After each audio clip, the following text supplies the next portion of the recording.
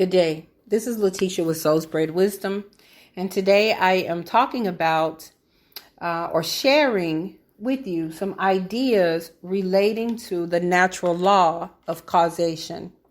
I'm using the Kabbalion, chapter 12, to review this particular idea and how it is manifesting and showing and revealing itself and revealing its truths, the truths of the law of causation in our lives every day.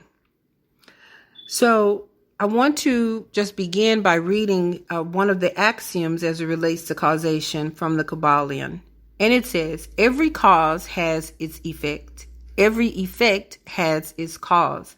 Everything happens according to law.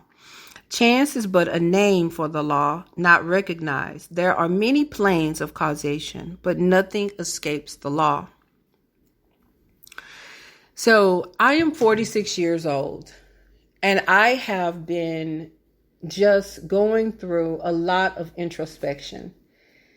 And introspection is something that I typically do, but as I get older, I understand more deeply with clear revelation that our lives that we live, the relationships that we have with our children, the relationships that we have with our friends and other family members and co-workers, the financial situation that we are in, and our health is typically, when I say health, I'm putting the word typically there because I know that there are hereditary diseases and things like that, but science has proven that most of our health conditions are rooted in what it is that we are eating and drinking, the decisions that we make to put something into our mouths, or the decisions that we make or not in order to move or exercise our bodies.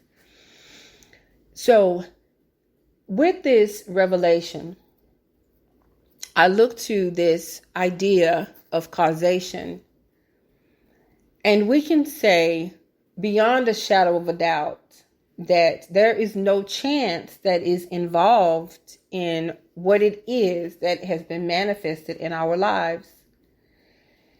If we are experiencing the challenge of having relationships in our lives that are filled with distrust, filled with pain, filled with emotional turmoil, it is because of this law of causation, or cause and effect. So as we are creating with our minds, because everything that we create begins with our minds.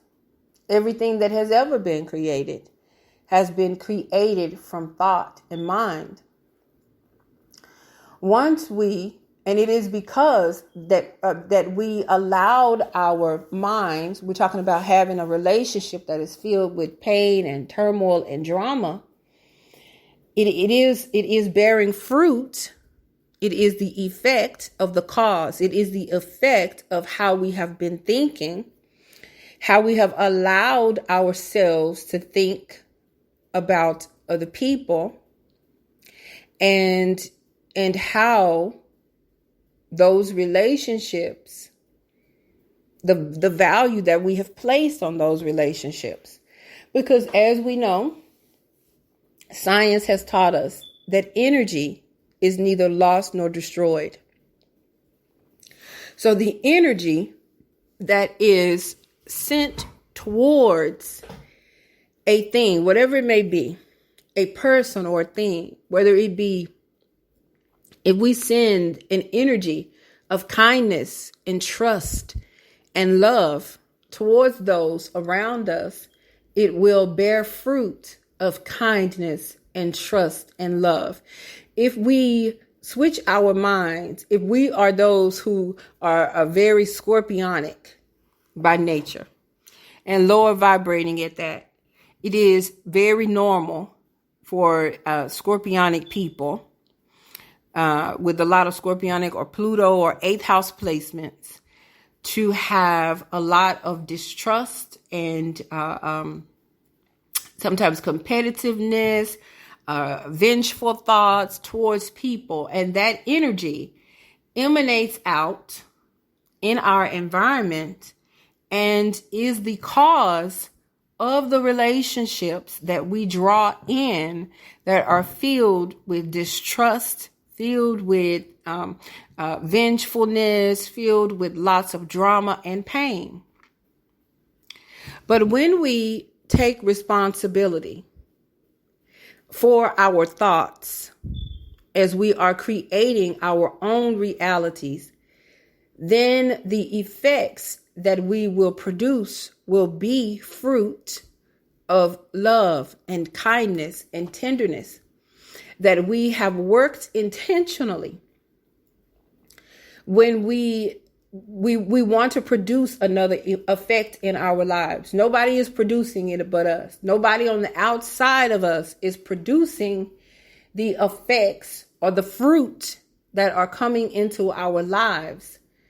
So we create the cause. We rise above deterministic thoughts, and we change our thoughts to those. We put visions before our eyes of loving relationships. We play music in our ears of loving and trusting relationships. And when our minds try to deviate and go back to the past and grab hold of a memory of some fateful moment where somebody proved to be dishonest, we turn our minds towards the type of relationships that we want to see. Because everything is birthed out of the imagination. Everything is birthed out of the mind. I think it is Neville Goddard who wrote that the imagination is God. So the very thing that we close our eyes and we focus our thoughts on the most will bear fruit if you give it time. Because when we plant the seed in the ground, the seed is coming from the mind. The seed is coming from the imagination. When we plant that seed in the ground, in our imagination of that nurtured relationship, of that relationship where it is filled with trust, where it is filled with kindness, where it is filled with interdependency, not codependency, where the relationship is filled with interdependency and love and respect. When we imagine that, just as we are a writer of a novel, then we have planted a seed in the universe that has stemmed from our imagination. And this is the cause of the effect that we will see. So the cause is us focusing intentionally our minds on what it is that we want to see, focusing our words on what it is that we want to see, because we know that the tongue is the pen of the ready writer. The tongue is the rudder of the ship. We know that life and death are in the power of the tongue. And we know that the mind and the tongue are linked one in one. So as the mouth is speaking words of sadness, and if you are constantly saying, I always have people around me that I cannot trust. If you say, I always have people who stab me in the back. If that is your focus, if that is what you are saying, then you are writing that story. You are painting that picture for your life. And as you paint that picture in the imagination, in the subconscious mind, you are creating the cause. You are the master creator for your life.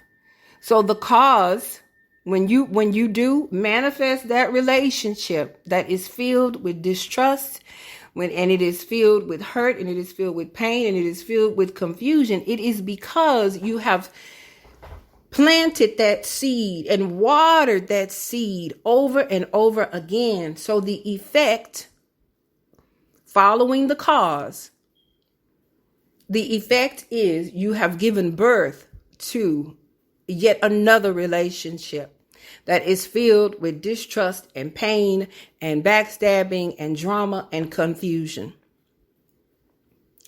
But when you begin to realize that you are the master creator of your life, when you begin to take ownership of your thoughts and your mind, what you allow in and what you allow out through your words, what your words are saying, what you are allowing to come through your ears, what is being allowed to come through your mind, then you write a whole different effect. The cause will be when you have the effect of the beautiful, loving, trust-filled relationships, the cause will be that you did not allow yourself to say anything other than, I have beautiful, loving, trustworthy, trust-filled, respectful, equality holding relationships in my life. My friends are around me and they love me. I have a supportive relationship, saying it in the affirmative, not I will have, but saying I have. It doesn't matter what it looks like now, because you are creating the life that it is that you want. So I have a family that is loving and supportive of me. I have friends that accept me just the way I am. My family loves me just as I am, and we get along well. My family and I laugh together. We travel together. We support each other. We feel safe with each other. And then the effect will be that is what you have, and you don't move from that. It does not matter. As soon as you say that, then your brother shows up at the door, are still operating out of the effect from the past that you created before. So you have begun to shift. You've begun to turn the boat. It's like when I watched the Titanic. When we watched the Titanic, the reason that the boat crashed, according to the movie, was that the captain did not turn the wheel in time, giving enough momentum for it to miss the iceberg. So you've spent 30 years, 40 years, 50 years, mulling over and proclaiming over your life, and saying out of your mouth and creating, being the cause of the effect of negativity in your life. And then you make affirmations for 1 week. And then as soon as somebody comes and says something that offends you, then the challenge is not to allow your mind to go back to that, the thought, which is the causation, and the words causation of negativity that you don't want anymore. So the challenge is to, regardless of what you are seeing, is to continue to consciously say, I have a great relationship with my brother. I have loving relationships with my sister. My sister and I are close. We trust each other. We love each other. And we are a family that is close, and we love each other. We trust each other. And we are a team. And as those words, because you are such a powerful creator, you have entered into the cause of manifesting a beautiful family, beautiful relationships, and that will be the effect of what it is that you have created for yourself. Now, this is hard work because you have got to control the mind. So it means that a lot of the things that you listened to before, you cannot listen to. A lot of the conversations that you easily slipped into before, you cannot slip into. Not if you want the effects to be beautiful and loving and pure and filled with light and filled with faith and hope and peace. If that is what you want, then you will do the work.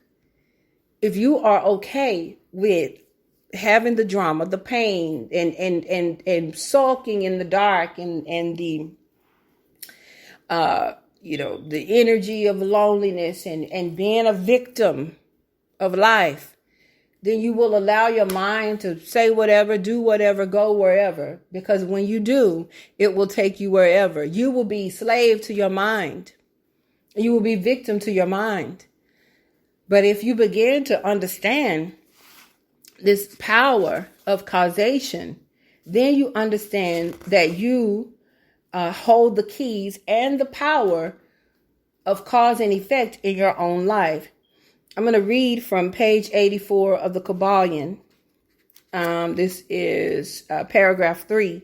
He starts and says, the majority of people are more or less the slaves of heredity, environment, etc., and manifest very little freedom. They are swayed by the opinions, customs, and thoughts of the outside world, and also by their emotions, feelings, moods, etc. They manifest no mastery worthy of the name. They indignantly repudiate this assertion, saying, why, I certainly am free to act as I do as I please. I do just what I want to do. But they fail to explain when arise the want to and as I please. What makes them want to do one thing in preference to another? What makes them please to do this and not to do that? Is there no because to their pleasing and wanting?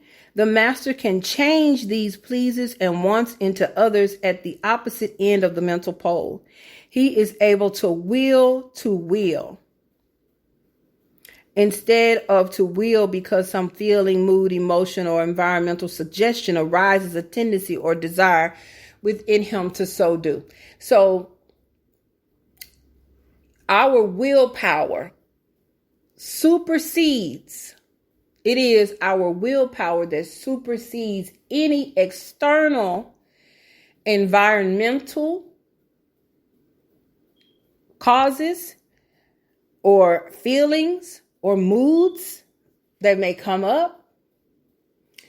Our willpower, our will to have the effect that we want is stronger than anything else, anything outside of us, anything else. So for those of us who say, oh, I'm Scorpio moon, I'm just this way. I'm Scorpio Mars, I'm just this way. I'm Scorpio Mercury, I'm just this way. I'm Scorpio Sun. And I say that because I know from my own life, having used that as an excuse. I know people who have that, they just say, well, that's what it is. That's that Scorpio. But even Scorpio does not want to have this life of pain. And Scorpio being the sign of manifestation, manifests very quickly what it is that is focused on in the mind.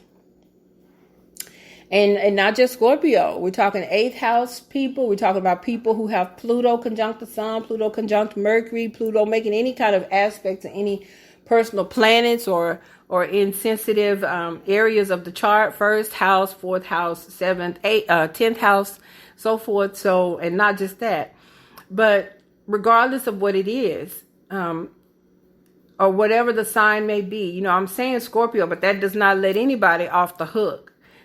Cancer can be brooding, holding on to things that are way in the past so that they are not able to move forward in freedom, holding people prisoner, punishing people for things that happened in the past, and they are not winning. And the relationships, the brokenness in the relationships continues to exacerbate,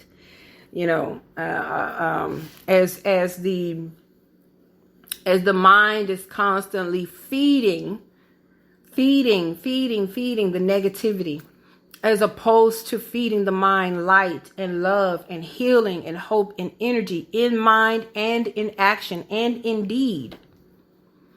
And this goes for every area of life. I focused on relationships in this particular one because we are in Libra season. So I focused on relationships, but it goes for any area of life where we want to see something different. It's our responsibility to do the work of controlling our mouths and our minds so that we can operate in this principle of causation, realizing that we are the cause for the effects that it is that we see. It does not matter what happened in childhood.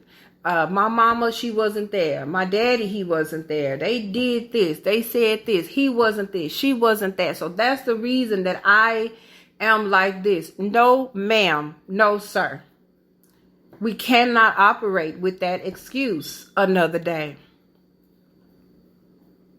The reasons that our parents were not able to do for us what it was that would have been better, as it were, was because they had a parent who did not do for them what would have been better. Cause and effect. But because we understand that we are the creators and the creatrixes, we understand that we sit in the seat of power of our own lives. And regardless of what happened in the past, it is not today, nor is it my tomorrow. And in today, I take responsibility for my own mind and my own life, my own relationships, my own health, my own money, my own self-esteem, my own self-worth, my own self-value.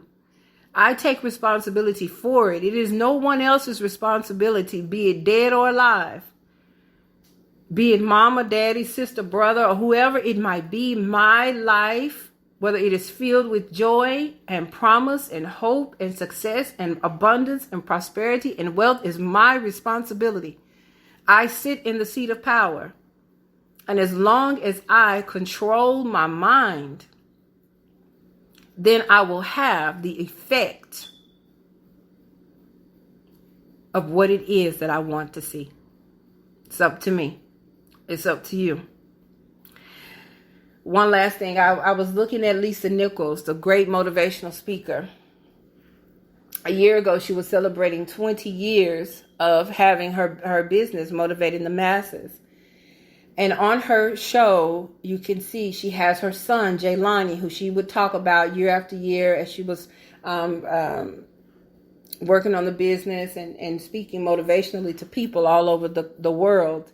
She would talk about Jaylani and how she would nurture him even though she was following her career. And she had him on the show, and now he's 24. You could see the evidence of how she invested in that relationship. There was so much compassion and trust and love and tenderness between them both. But it's because she consciously, and she talks about that, consciously made the effort to fill that relationship with love and kindness and tenderness and wholeness. And did not just allow it to be, did not just leave it, did not abandon it emotionally, because as we know, energy grows where energy goes. We know that energy is neither lost nor destroyed. So whatever kind of energy is being poured into something, that energy will be there in its fullness. But again, it is up to us to energize the relationships, energize the money, energize whatever it is that we want to be beautiful and lovely. It is up to us to energize it with that particular energy, which means there are things that we have to change in mind, words, and deed. I thank you so much for listening. I am Lateesha with Soul's Bred Wisdom. Have a great day.